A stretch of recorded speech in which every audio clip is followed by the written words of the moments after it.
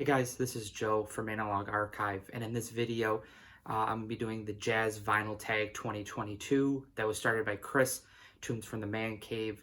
This is the second year that he has put together this list of jazz-centric questions, and just that's the spin-off of the regular vinyl tag that happens at the beginning of every year. Jazz has been a genre that I have really almost exclusively collected the last probably 3 years. And Chris was actually one of the first channels that I watched when I started watching YouTube videos, and he really was the one that got me into collecting jazz.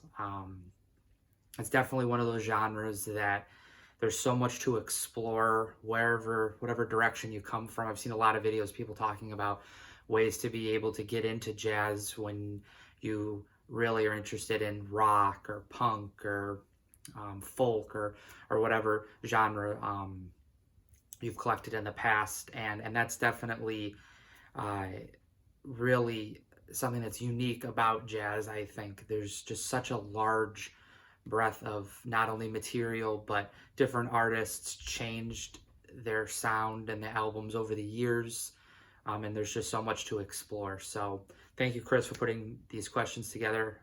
Again, I always love talking about jazz, and so was excited to kind of see the list come out. So there's 22 questions for Vinyl Tag 2022.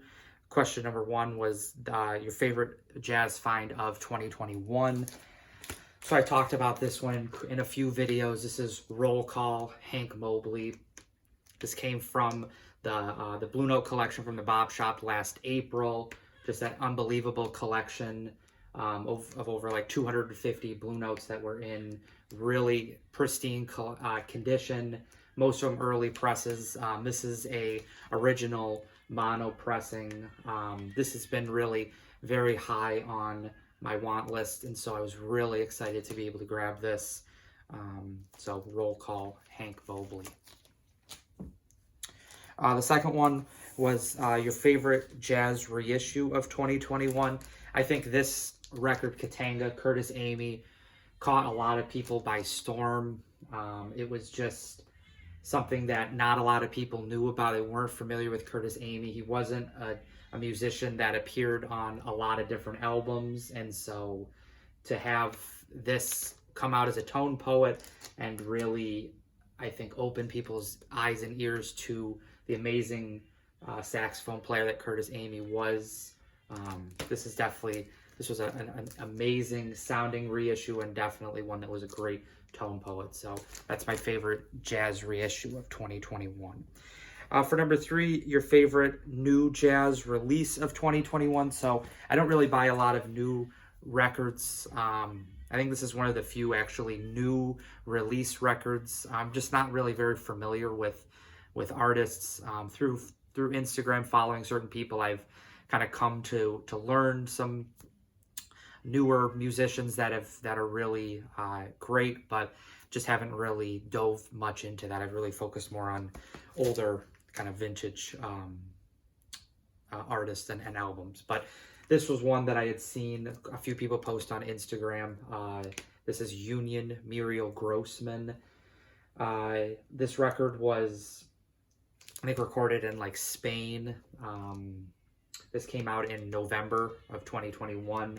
And as I said at the time, I talked about this one in the past, but this was a compilation of some of her tracks that she had done on some previous albums dating back to like 2018, 2019. Just an unbelievable avant-garde sounding album, and just she's absolutely incredible on both the tenor sax and the soprano sax. Definitely pick this up if you see it. Just a great, really new reissue, a new release, I should say. For 4, a saxophone-led jazz session.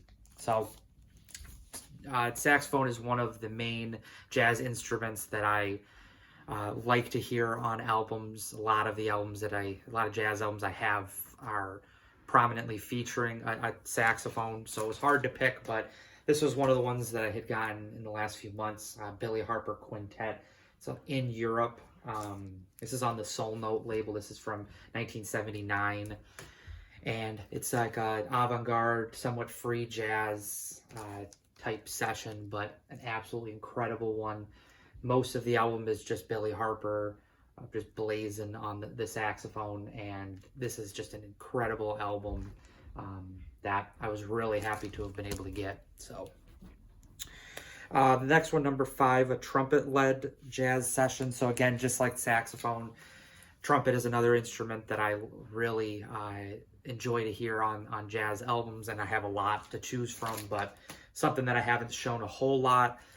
This is Asia Minor, Dizzy Reese. Dizzy Reese was a musician. I think he was Jamaican, I'm pretty sure. He had a few albums on Blue Note. I think he had 2 albums on Blue Note, and then maybe 2 or 3 albums on Blue Note, and then he had a sideman with, I believe it was Duke Jordan in the early 4000 series on Blue Note, but this was one that he had done around like 1960, 61, I believe. Yeah, it was around 60, maybe 62, but it's on the New Jazz Purple Deep Groove label, original press. Picked this up last summer. A really great trumpet-led session, and has a very unique sound to it. A lot of the tracks are kind of exploring more Eastern type sounds, and so a really, really cool session there. The next one, number 6, a guitar-led jazz session. So I'm really not exclusively, but have been mostly buying Grant Green, Kenny Burrell titles. Those really are the 2 main jazz guitar players that I've gravitated towards, that I've really enjoyed their sound. So I chose Kenny Burrell at the 5 Spot Cafe. This is another one that came from the Blue Note collection from the Bop Shop. And this has Tina Brooks is on tenor sax, Bobby Timmons, Roland Hanna, both on the piano. The album's kind of split into 2 different sessions. I think one was like earlier in the day, and then there was one that was like an evening session at the 5 Spot. Ben Tucker's on the bass, and then Art Blakey's on the drums. But just an incredible session.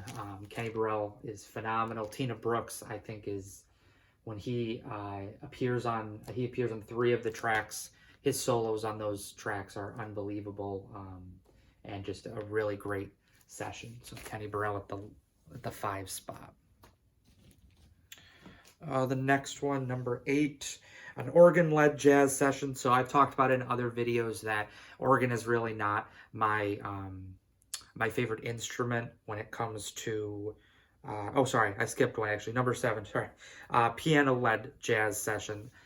I was looking at my order, and the next one was not that. So piano-led, I picked Horace Parlan, Up and Down. This also came from the Blue Note collection last year, and absolutely incredible session. Love Booker Irving makes a somewhat rare appearance. I think this is one of the few appearances, if not the only appearance, when he's a sideman on Blue Note. He does appear. He has a few albums in the late 60s on Blue Note after they're sold to Liberty, and those albums are incredible as well.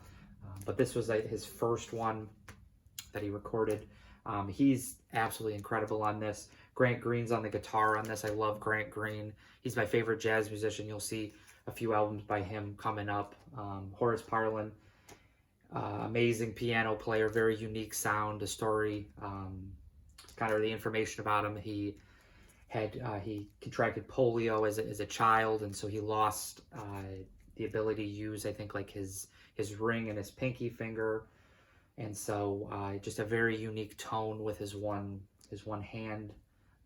George Tucker bass, Al Harewood on the drums. A very, very cool sounding album. Unique in some ways, especially Booker Irving's tenor sax tone is a little bit different than you'd hear from other tenor saxophone players. Hank Mobley, definitely different than like Coltrane and stuff like that, but a really, really great one there.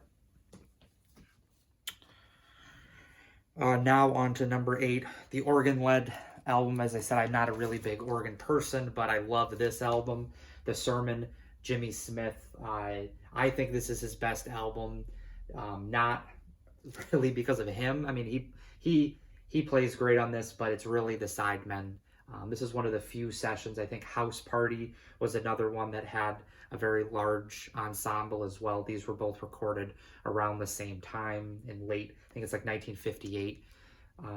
But it's got Lee Morgan's as on trumpet, Lou Donaldson, George Coleman on alto sax, Tina Brooks on tenor sax, Kenny Burrell, Eddie McFadden guitar, Art Blakey, Donald Bailey on the drums. So it's got quite a lineup. Really everybody on this, I'd say, other than maybe like Eddie McFadden, who does appear on a few Jimmy Smith sessions, were all standout Blue Note players. I mean, George Coleman not as much, but he was a prominent figure on the saxophone in the 60s, especially. He's on Maiden Voyage, Herbie Hancock in the mid 60s, but just an excellent session overall. I love really this album. Looking for this for a long time, a nice clean copy, not one that's going to be super expensive in an original, and worth picking up if you do, even if you're not really into organ. Number 9 is a trombone-led jazz session. Trombone is not one, I think Chris had talked about in the video, that trombone is not an instrument that a lot of people, there's not a lot of trombone players in jazz. I mean, there are some, but probably one of the biggest ones, Curtis Fuller, soul trombone. This is a original mono. It's actually a promo I had gotten. This was high on the want list at the time. I got this almost 2 years ago now, and just really excellent playing by Curtis Fuller, along with Freddie Hubbard, especially in the trumpet. It's absolutely blazing, and a really excellent one there. Number 10, jazz funk record. I really have been picking up a lot of jazz funk recently, the last probably almost year, so I had a lot to choose from, but this was one that I've always really enjoyed. This is sophisticated funk. Jack McDuff got that kind of mix between jazz, funk, leans a little more towards the funk side, but interesting thing is actually Jack McDuff doesn't even, I mean, unless he plays and he's just not featured, when you're looking at like the track list, you don't even see his name in terms of the instrument that he plays. So I don't know if it's just assumed that he's on the organ. You don't really hear much organ on this, and so I'm not exactly sure what the case is with this, if he was just kind of the arranger and the conductor of the album, and it was just going to be the musicians playing. But another one, great one, not terribly expensive, a great one as well. Sophisticated funk. It's got a ridiculous cover, but a great one. That shouldn't stop you from getting it. Number 11, jazz fusion. I kind of went through a phase, especially when I was collecting certain musicians, especially the one that I actually chose, Freddie Hubbard. This is live at the North Sea Jazz Festival in The Hague, Holland in 1980. This is on Pablo. I've talked about Pablo in the past. Really great fidelity, really great recordings of these albums. This is a double LP. You get a lot of material from Freddie Hubbard. He's playing some of his classic like CTI tracks. I don't know if he plays anything. I don't think he played anything earlier than that. None of his Blue Note stuff, but like First Light is on here, Impressions, and then the closing song, Red Clay. So you've got some real classic Freddie Hubbard 70s tunes on this. He sounds incredible. He really knew how to command the stage when he played. Getting into a later era, I think at this point he was in his early 40s, but that didn't stop him. He was playing absolutely excellent on this. So there's that. Okay, let me just move these. The next one, number 12, an underappreciated album by an artist that you love. This artist, as I mentioned earlier in the video, is my favorite jazz artist, Grant Green. And most people, when they're thinking of Grant Green, are thinking of his Blue Note stuff, which is excellent. All of the albums are worth picking up on Blue Note. Don't get me wrong, but he also had some great late 60s, but especially 70s Blue Note albums that are overlooked because they've become more commercial, more poppy, but his tone still shines through like it did really even on those Blue Note albums. So this is a one that you don't see. This is actually a somewhat rare Grant Green title. This is Shades of Green. He approached this in a more orchestral way, so this has got a quite the large lineup, but it's mostly just him playing the guitar and then the orchestra's kind of backing him up. But really great album, more kind of jazz funk type as well, but really one that's worth picking up. It has been overlooked again because it's not the Blue Note stuff. It's not the early Blue Note stuff, but that doesn't mean that's not great. So I always advocate for these 70s Grant Green albums. I think people are now starting to come around to them more, but this is a great one to pick up, Shades of Green. All right, let's see. Okay, number 12 was a live jazz album. So one I chose, got this at the beginning of the year. This is Music Inc. Charles Tolliver, Stanley Cowell, Cecil McBee, and Jimmy Hops. This is Live at Slugs Volume 2. Obviously, there's also Volume 1. This is an original on Strata East. Got this for a great price. This is one of the cleanest jazz records in my collection. And compared to Volume 1, this one is a lot more energetic.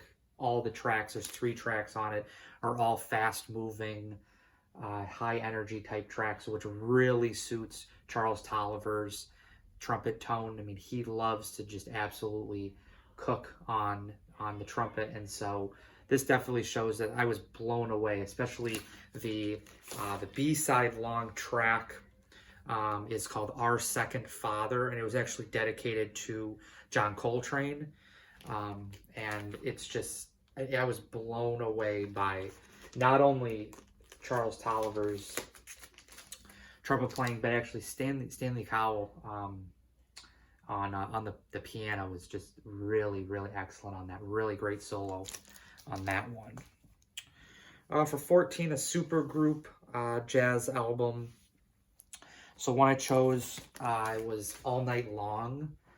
And this was billed as the Prestige All-Stars. There was quite a few of these albums around like 57, 58 that were recorded. A lot of them had Kenny Burrell. There's an All Day Long and an All Night Long.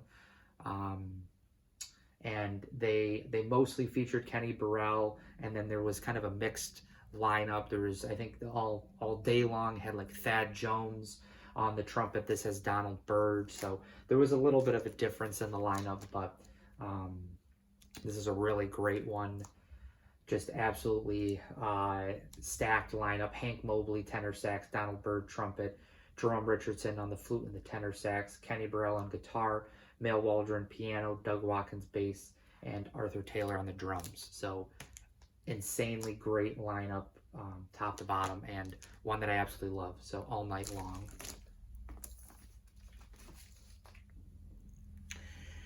Number 15, it says it's an album featuring your favorite artist as a sideman. So I've already talked about Grant Green being my favorite. Quite a few. There's actually an album that I'm going to show at the end that's going to feature him as well as a sideman. And I think Up and Down, Horace Parlan also had Grant Green as a sideman. But one I chose very early in collecting jazz, I picked up this one. This is a Japanese pressing of Up and Mittens Volume 1. I do also have Volume 2. I chose this one because I liked this one a little bit more. Both of them are absolutely incredible. Both of them have the same lineup as well. Stanley Turrentine tenor sax, Grant Green guitar, Horace Parlan piano, George Tucker bass, and Al Harewood on the drums. So this has got a very similar lineup actually to the Up and Down. Really all that you're adding is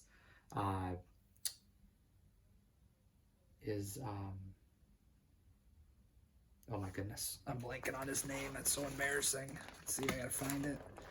Is Booker Irving, okay? Booker Irving on the tenor sax. So that's the only difference, and then it's really just Stanley Turrentine being replaced by Booker Irving. So, but these are great live at Mittens in the Mittens Playhouse in New York City. I believe this is actually, and I may be wrong, but this is the first album that came out that had Grant Green on it. Whether or not it was actually his first album that was recorded, I believe it was Stanley Turrentine that kind of told Alfred Lyon about Grant Green, the St. Louis-based guitar player, and brought him in, and immediately he impressed. I think I read something that normally when Blue Note musicians were brought in, they would be put as a sideman first to see what they were able to do before they would lead albums. But I think Alfred Lyon, Francis Wolff knew that Grant Green was a star, and so he was immediately able to record. He had Green Street, and he had Grant's First Stand, things like that, very early into that, which was unprecedented at the time for Blue Note musicians. Number 16, a jazz album more people should know about. This is one I picked up early in the year as well. This is Kelvin Keyes, Proceed with Caution. This is on Black Jazz. This is an original pressing. I think this is actually, this is a promo as well. Just absolutely incredible jazz funk, and just absolutely love this one. Not one that you see a whole lot. Originals are pretty rare, not super cheap either, but there is a reissue from Real Gone Music that's easier to find. I think it came out at the end of 2021. It was like December of 2021. They put out the reissue of this. So definitely pick this up. If you're looking to explore the Black Jazz catalog, this is a great one. Not one that you really see talked about a whole lot, but a great one. So Proceed with Caution. Number 17, it says an album by a jazz artist that should have been, an album by a jazz artist that should have been bigger. This was a prominent musician, really starting in like the early 60s on Blue Note. This is one of the later ones from, I think, 1970 was when this was recorded. This is Odyssey of Ishka, or Iska. And this is probably my favorite Wayne Shorter album overall. Very spiritual, very avant-garde sound to it, and he is playing mostly the soprano sax on it. You just get this very spiritual, very kind of mystical tone to the album, and absolutely love it. Wish this was talked about more. I think one of the reasons why it's not is because there's just not, there has not been really many reissues of this at all, so hopefully that'll change in the future. This is one that would be great as part of like a tone poet or something, to get people to kind of venture out a little bit more beyond just most of the albums they're putting out, those hard bop, soul jazz type stuff, get more into the 70s or 60s, 70s avant-garde. So great one there, Odyssey of Ishka. 18, vocal jazz album. I'm kind of cheated on this one. I'm not really a big fan of vocals when I listen to jazz. I just don't really, that's not something that really I'm interested in, and so, but I did have this one. This is probably the closest one to it. This is The Knack, The Interpreters. This is like a soul jazz, I think it's actually a mid-60s, 65 releases on Cadet, and quite a few of the tracks have vocals on them. Most of it is just almost like a choir, like a vocal group that sings over the musicians playing. So that's what this one is, The Knack, The Interpreters. Not one that you see a whole lot, but it is a great one. Getting towards the end, number 19, a jazz album that not many talk about, but that I really enjoy. This is Richard Williams' new Horn in Town. This is on Candid. I think this is an absolutely incredible album.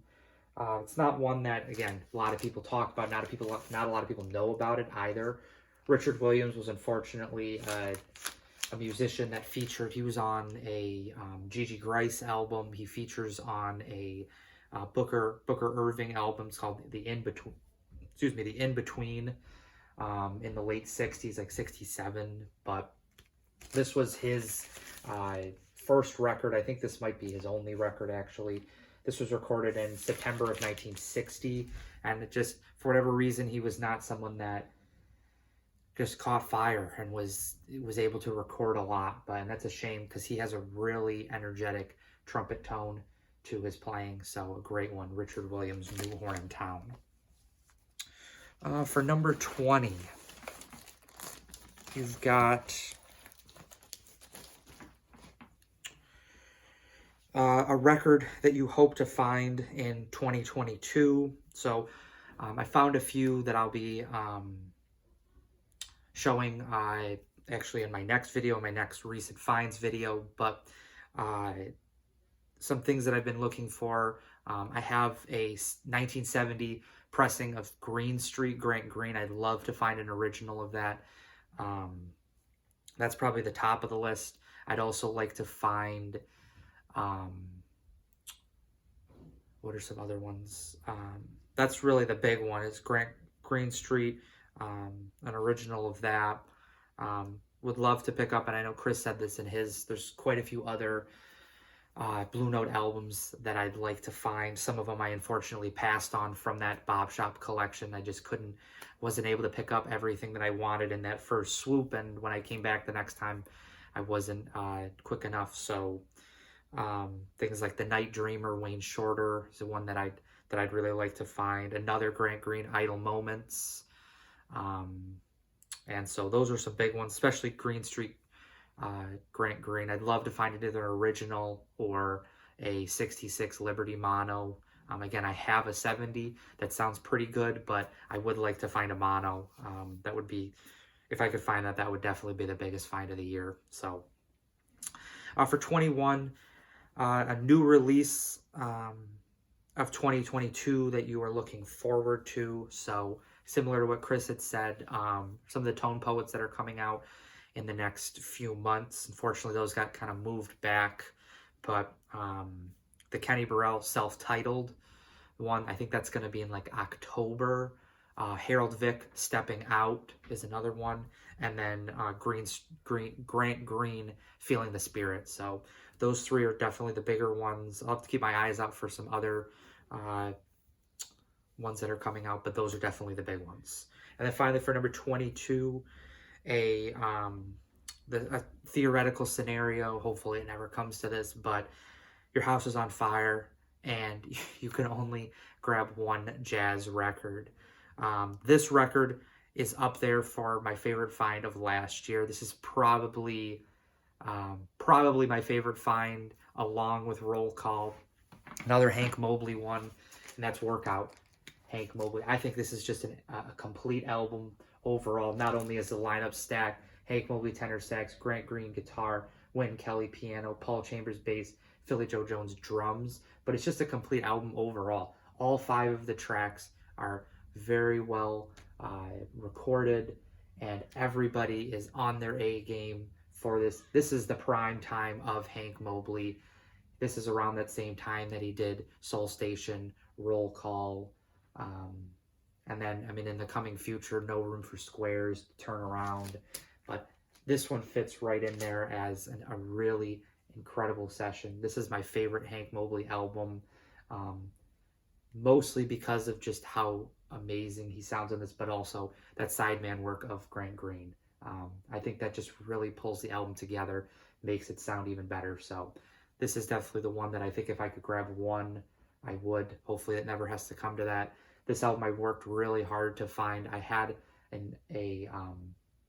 like a late 80s US copy that just did not sound very good, and it took me quite a few years to find a nice copy. This has always been on my radar. If I ever find this, I was going to pull the trigger, and luckily somebody picked this up from the Blue Note collection, but then it was not the first pressing. This is the second mono pressing. The difference was literally just the original had 47 West 63rd on one side and then New York on the other side, and this is just New York on both sides. No deep groove, but it's like, come on, like, this is almost near mint, and I don't know. I just think I've talked to people at the Bob Shop, talked to some other people about it. Just a bit of a snob. I mean, come on. Like, there's no sound difference between that first pressing and that second pressing. There's a year difference in the pressing. And aside from what it says on the labels, it's still Plastilite, it's still RVG. They're both mono.